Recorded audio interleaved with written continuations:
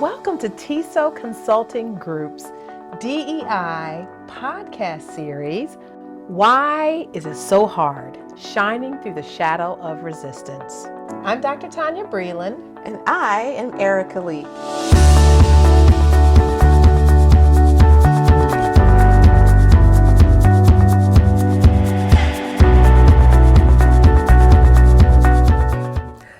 Welcome back.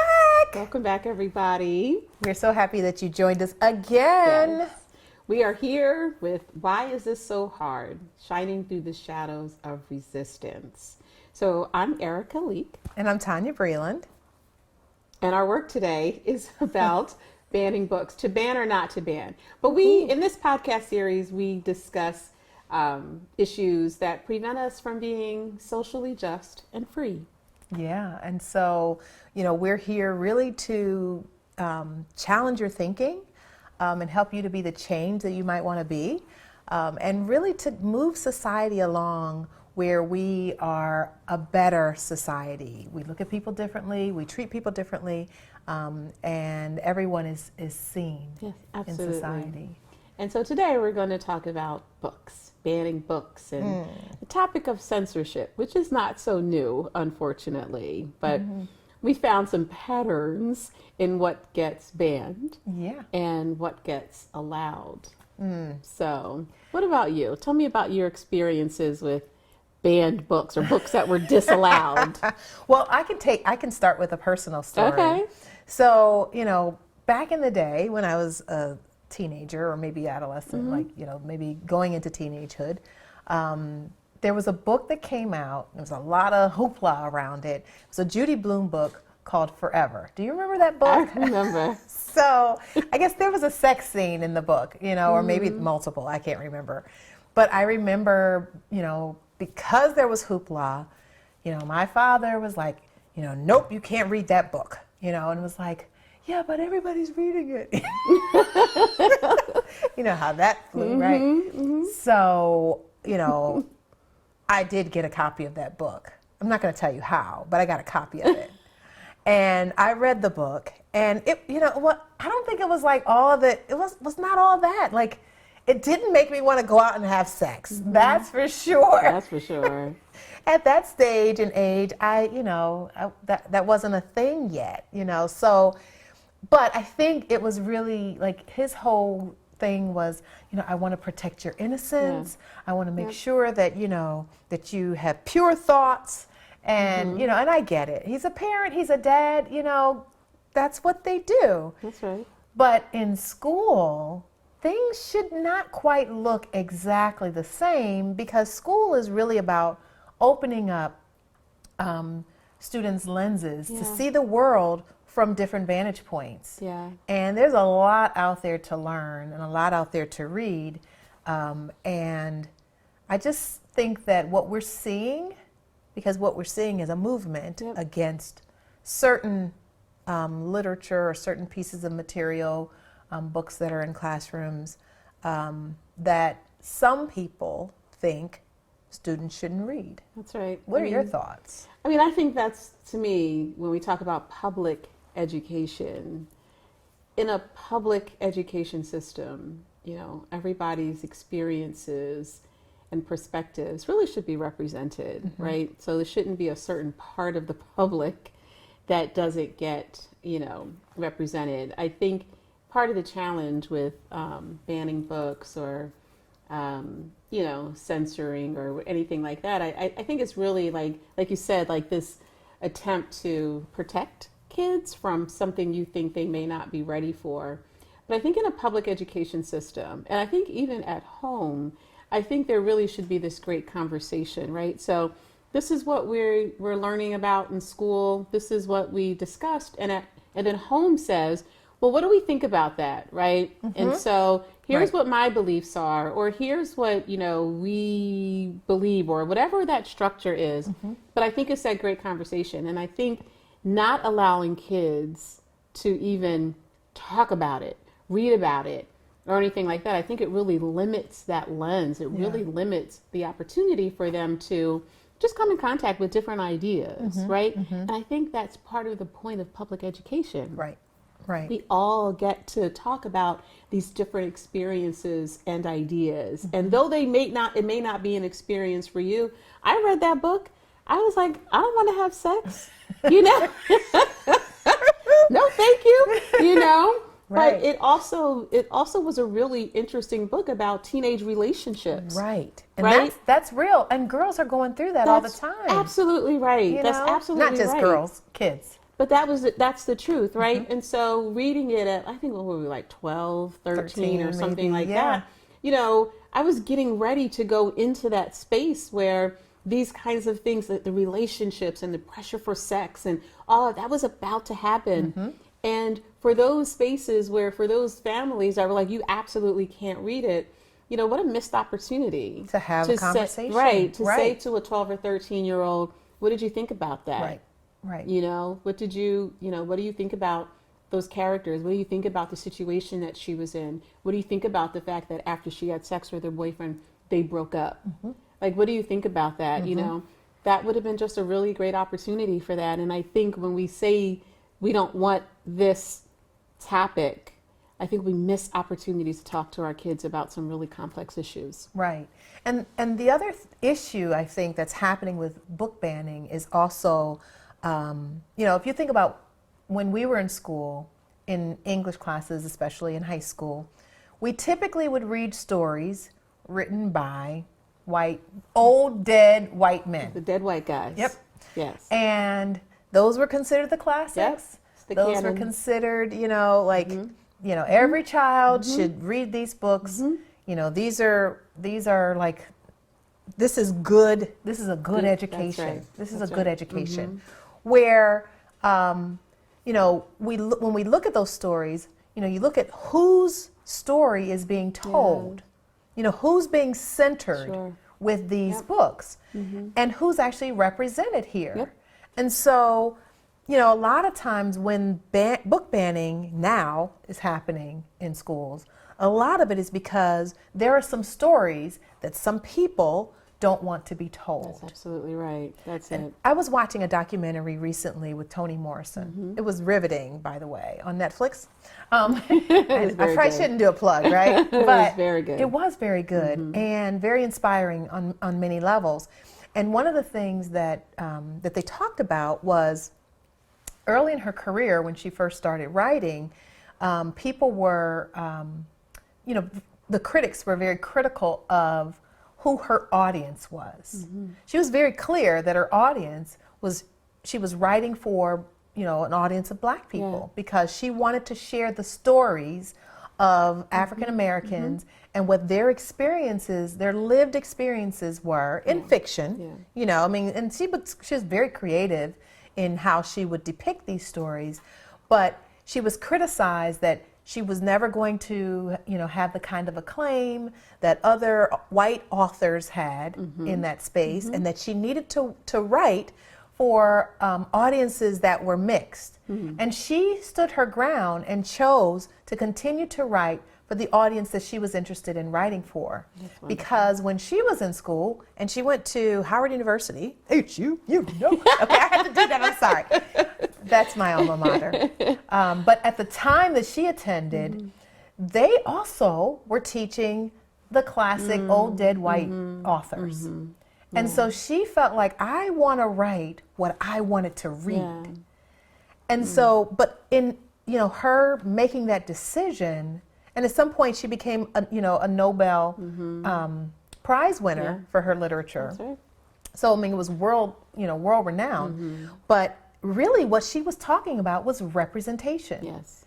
And so when we talk about banning of books right now, it's really addressing, you know, trying not to represent somebody, if you will. Yeah, and very often it's like those populations or those groups that are, you know, being banned, whose stories are being banned, are really stories that even sort of whoever wants to ban them doesn't really know about or doesn't really want, you know, because they're uncomfortable with the nature of it. So uncomfortable with talking about racism. They're uncomfortable with talking about, you know, even somebody who's been sexually assaulted, or they're uncomfortable about talking about these topics that, they don't really know what to do with. And I think, even to say like, it's okay.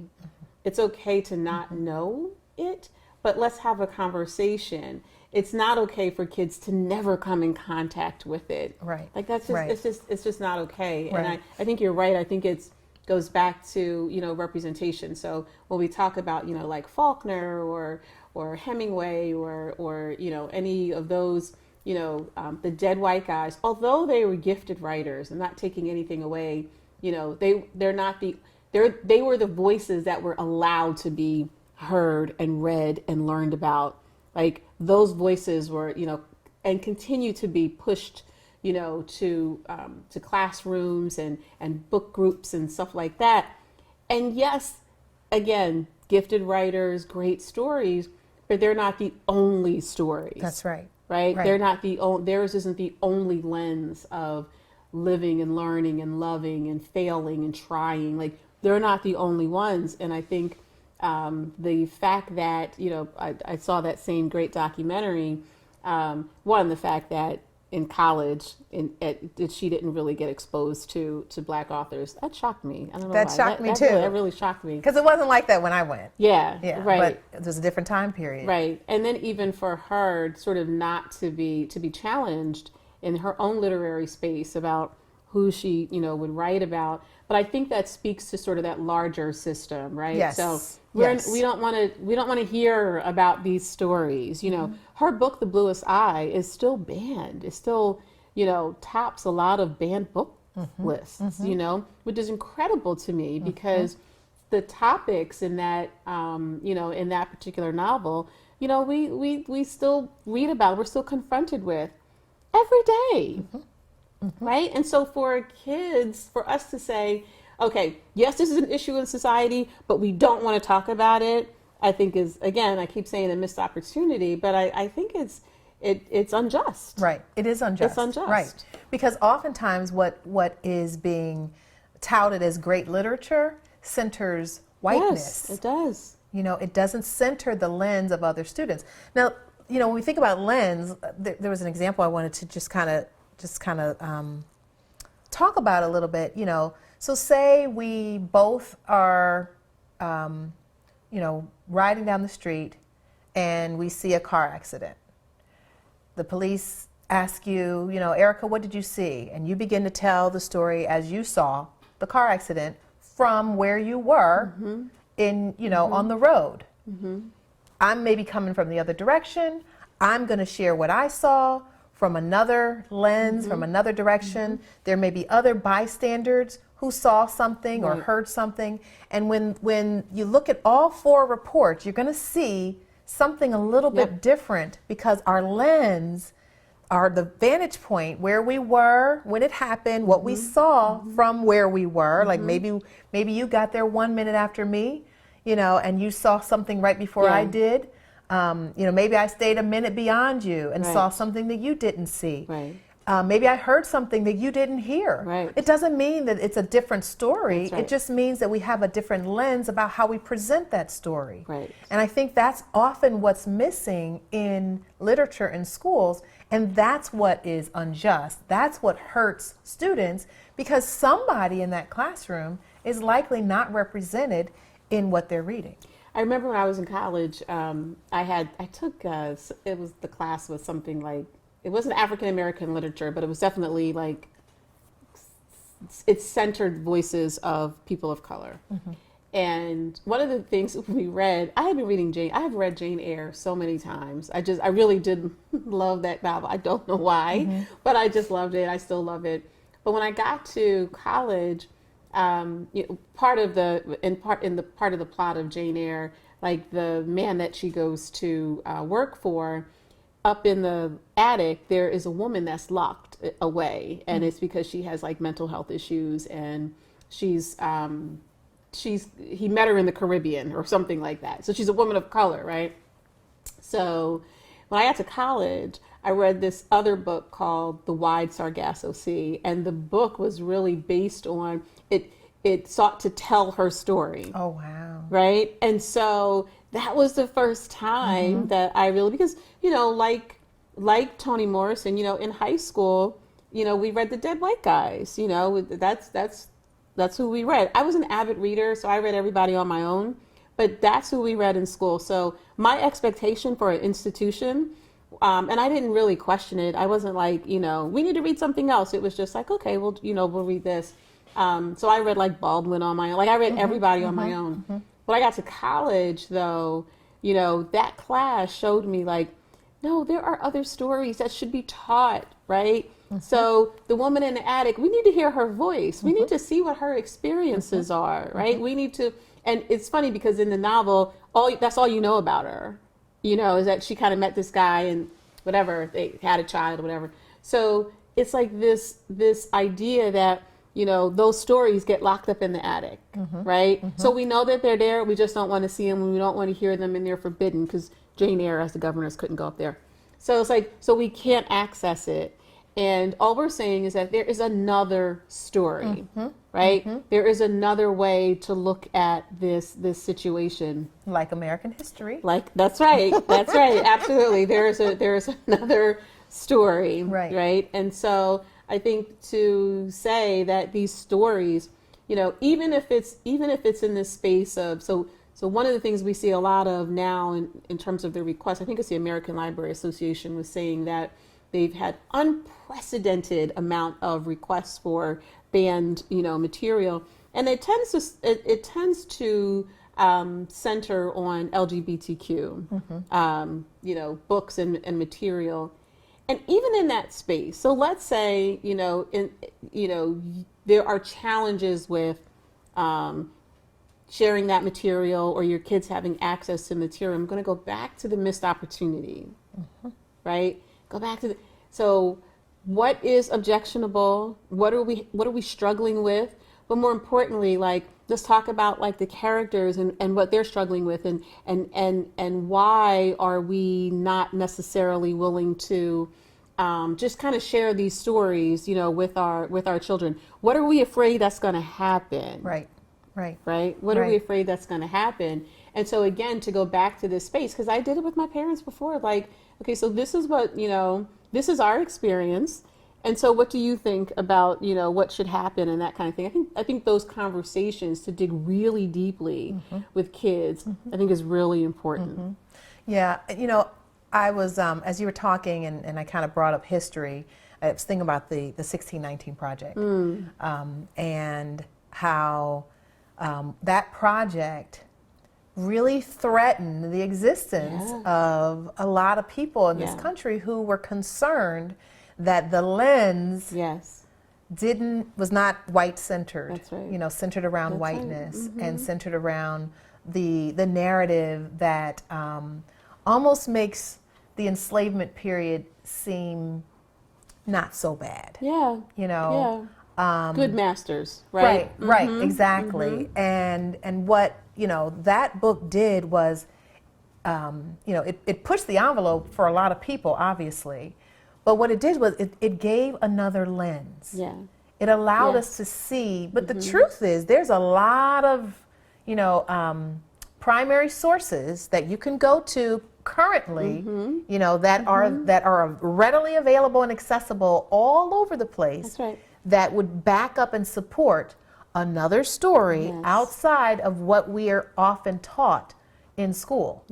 So many times Black students don't know their history. And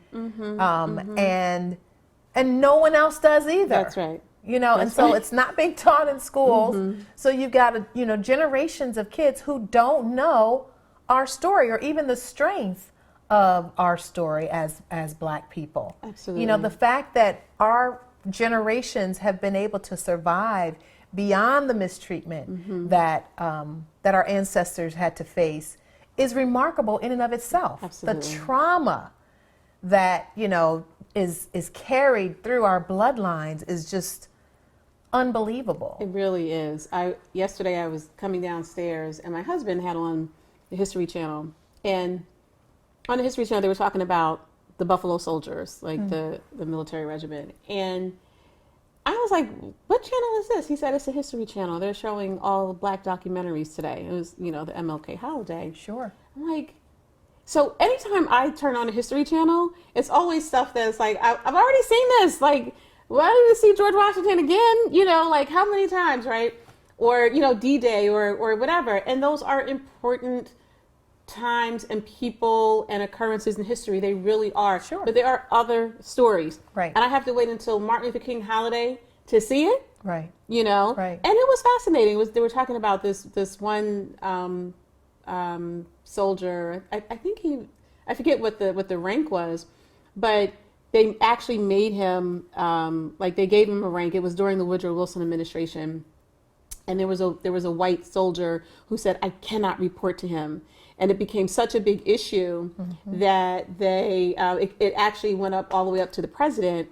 And what they decided, instead of standing up for this black man who was, you know, in the United States military, they removed him from his post and forced him into retirement. Wow. You know, like over and over again, these stories of how, you know, people just served this country and the country didn't serve them, right? And so it was really great. But, you know, thinking of, and we're coming up on Black History Month, and I do love Black History Month, but I feel like, why does that have to be the only time that we find out these stories?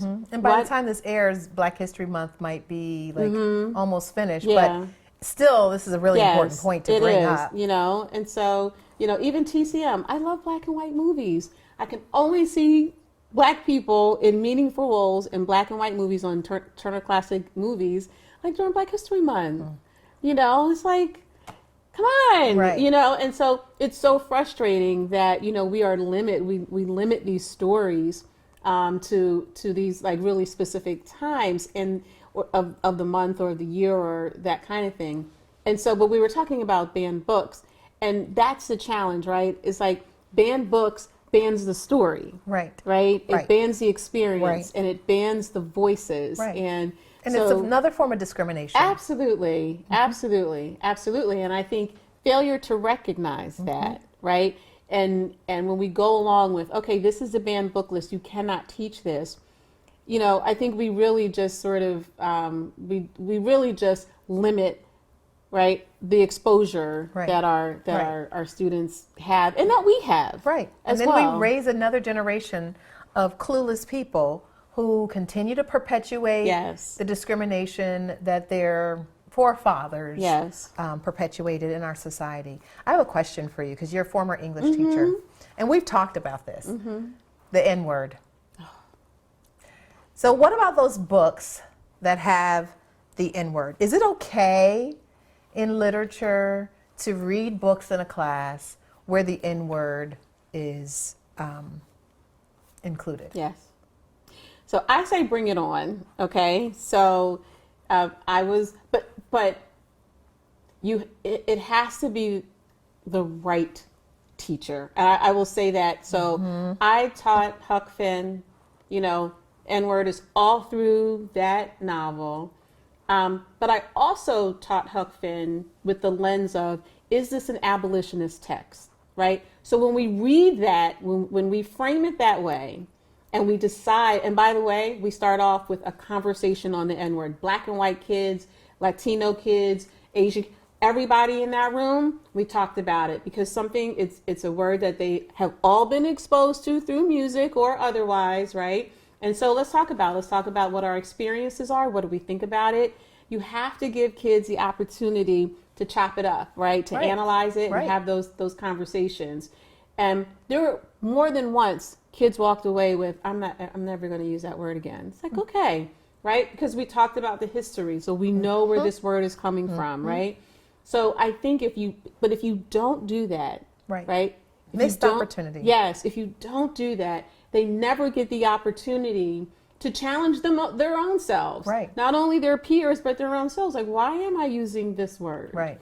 What I really like is how you said, you asked them, is this an abolitionist text? So that's a critical thinking exercise, right, in and of itself. Because what you're saying is, I don't want you to just see this as it has typically been presented. Right. I now want you to think about it from another vantage point. Yes. You know, what is being seen in, you know, and understood, you know, through another lens. Yeah.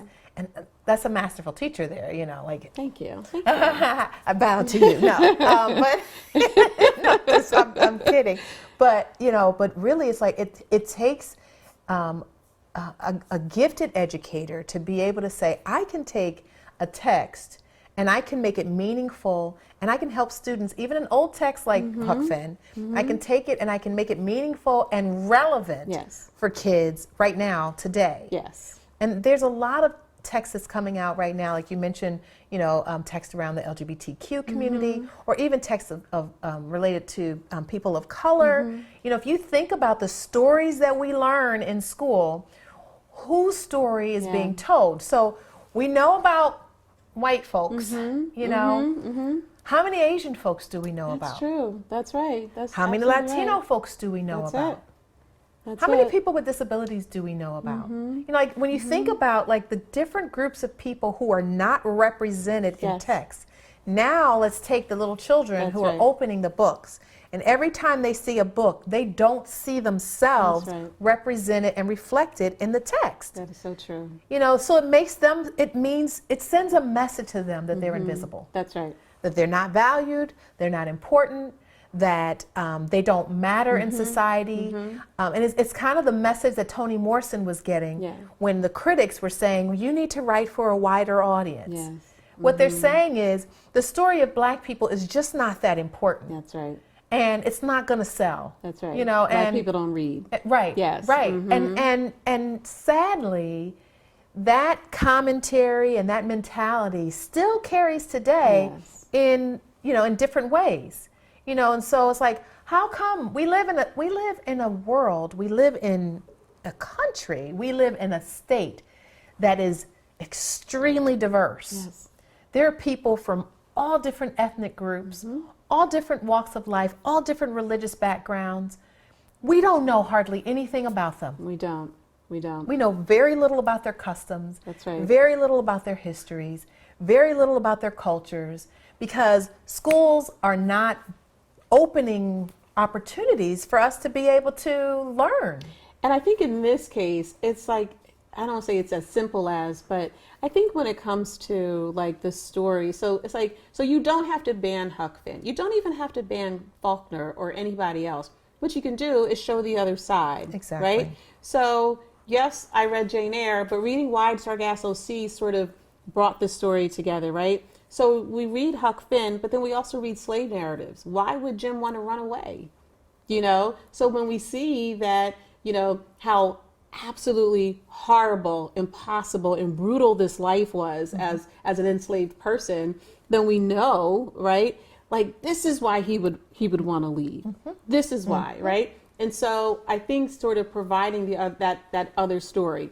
So for every story, this is not a get rid of the literary canon conversation. This is add voices to. Right. Right. Right. Add Right. voices to. So for every story that we read in a novel or a short story or poetry, find another voice. Right. To finish the story. Yeah.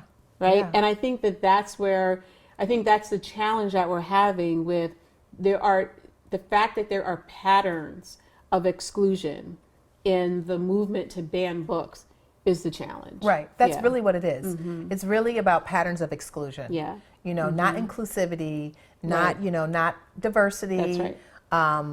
Not anything that creates a sense of belonging for That's groups right. of students who have not been represented. That's right. It really is about being exclusive, which kind of goes to this, kind of white supremacist mentality Yep.